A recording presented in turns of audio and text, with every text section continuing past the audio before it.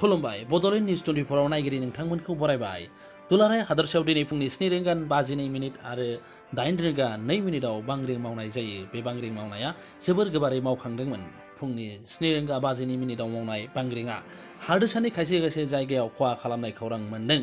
मख'नो गोनांदि बे बांग्रिं मावनायनि मिरुआ सनितपुर जिल्लानि धेकियाजुलियाव होनना खौरां मोन्दों। धेकियाजुलि हालामनि मोनब्रै-मोनबासो जायगायाव हा गावस्रानानै हा सिंनिफ्राय दै गनाय नुथायबो नुनो मोन्दों। रिक्टर स्केलाव बेनि मावनायनि गोख्रोंथिखौ एबा गोबारथिखौ 6.7 होननानै खौरां मोन्दों। 10 किल'मिटार हा सिङाव बे मावनाया जाखांदोंमोन होननानै जोंनिसिम खौरां सफैदों। फिन बुंफिनदों दुलाराय हादोरसायाव दिनै फुंनि 7:52 आरो 8:02 बांग्रिं मावनाय जायो। बे बांग्रिं मावनाया जोबोर गोबारै मावदोंमोन। मख'नो गोनांदि 1950 मायथाइयावबो बेनिफ्राय बांसिन गोख्रोंसिनै बांग्रिं मावनाय जादोंमोन आरो बै समाव गोबां खहाबो जादोंमोन।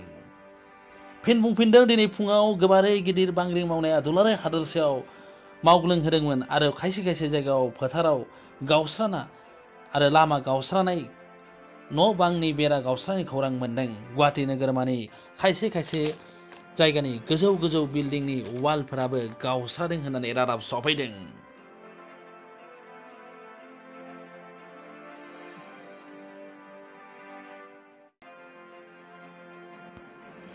फिन बुंफिनदों दिनै फुङाव खननै मावखांनाय बांग्रिंआ हादोरसानि खायसे खायसे जायगायाव खहा खालामनाय रादाब मोनफैदों।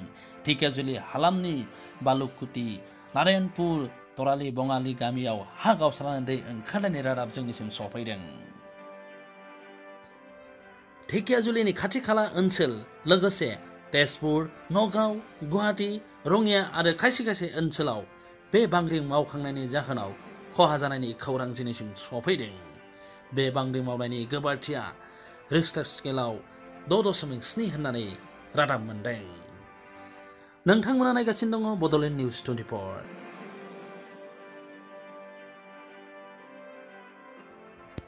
रादाबा एसेनोसै। गोजोन्थों।